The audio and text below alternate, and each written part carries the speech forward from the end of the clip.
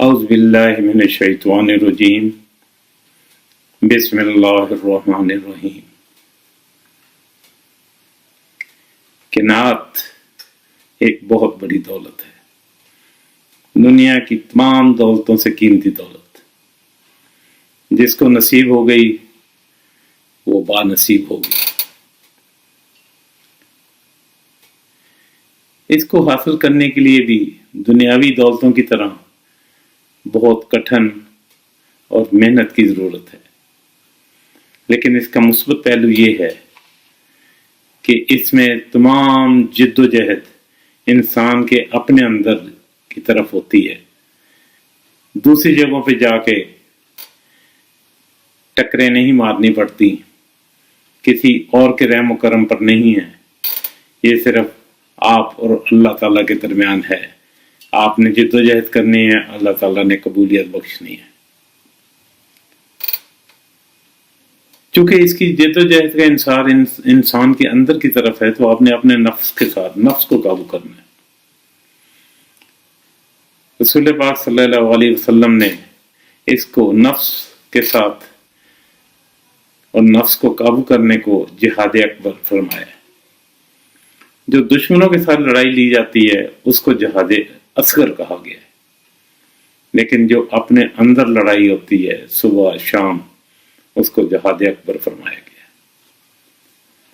اپنے آپ کو قابو کرنا اور اپنے آپ پر قابو پانا دنیا کا سب سے مشکل کام ہے، لیکن تھوڑی سی قوت ارادی، نیک نیتی، خدا تعالیٰ پر بھروسہ، تو یہ سارے مراحل آسان ہو جاتے ہیں۔ عام دولتوں کی طرح قناعت کی درجہ بندی مختلف ہے۔ دنیاوی دولتوں کی درجہ بندی تو لاکھ پتی، کروڑ پتی اور اس طرح کے پیمانوں سے ہوتی ہے، جبکہ قناعت کی گنتی صرف ہاں یا نہ میں ہے، یا آپ کانے ہیں یا نہیں ہیں، اس میں درمیان والی کوئی پوزیشن نہیں ہے۔ اس کائنات میں کوئی چیز بغیر قیمت کے نہیں ملتی، ہر چیز کا ایک پرائس ٹیگ لگا ہوا ہے جو آپ نے ادا کرنا ہے اگر آپ نے اس کو لینا ہے۔ تو قناعت کی قیمت بے جا خواہشوں کو ترک کر کے ادا کی جا سکتی ہے اور قناعت کو حاصل کیا جا سکتا ہے۔ One has to differentiate between needs and wants. ضروریات سب کی پوری ہو جاتی ہیں، خواہشات تو بادشاہوں کی بھی پوری نہیں ہوتی۔ You have to cut down your wish list. جتنی wish list چھوٹی ہوتی جائے گی اتنی قناعت بڑھتی جائے گی۔ Contentment is inversely proportional to your wish list. The shorter the wish list, the more contented you are.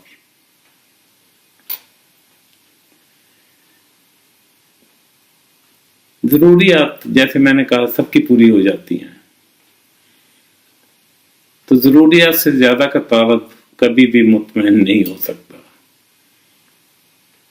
دنیا میں سب سے غریب لوگ وہ ہیں جن کے پاس مادی دولت کے انبار لگے ہوئے ہیں، لیکن ان کی وش لسٹ بہت لمبی ہے۔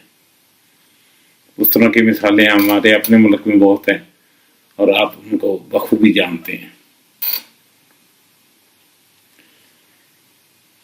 اقبال کا مرد مومن جس کی وہ تعریف کرتے ہیں تو اس کے بارے میں بھی یہی کہا گیا ہے کہ اس کی امیدیں قلیل، اس کے ارادے جلیل۔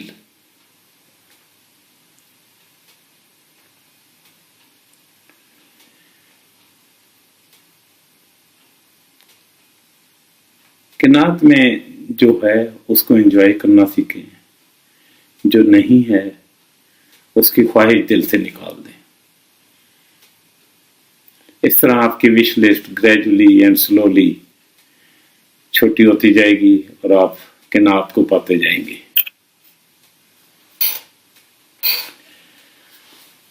انسان بڑی عجیب مخلوق ہے. اس دنیا میں اس وقت تک 13 لاکھ جاندار مخلوقات کا سراغ ملا ہے، لیکن صرف ایک مخلوق ہے جو کلیم کرتی ہے کہ وہ اپنا رزق خود کماتی ہے، اور وہ انسان ہے. سوائے ایک کے باقی 13 لاکھ میں سے کوئی اس چیز کا کلیم نہیں کرتا.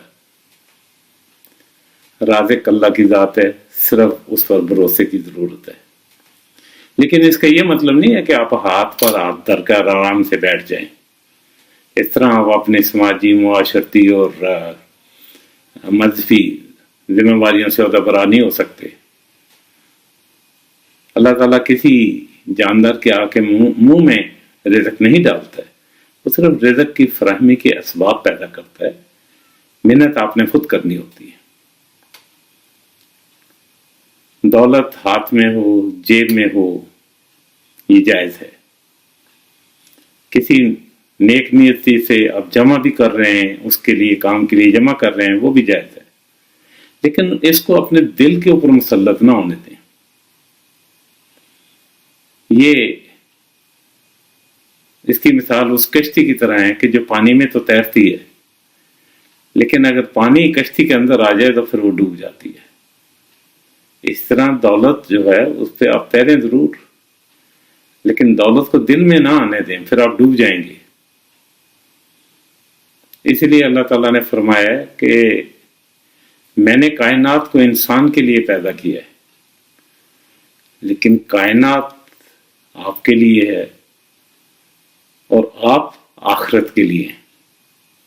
تو اس چیز کو مد نظر رکھیں. قناعت خدا کی تقسیم پر راضی ہونا ہے. خوش نصیب وہ ہے جو اپنے نصیب پر خوش ہے، اور اپنے نصیب پر وہی خوش ہے جس نے اپنی خواہشوں کو ترک کر دیا ہے.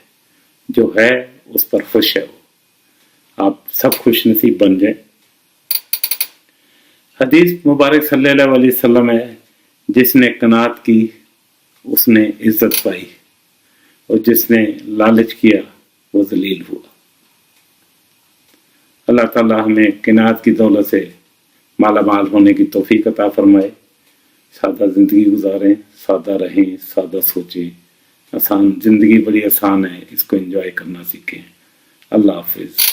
Thank you.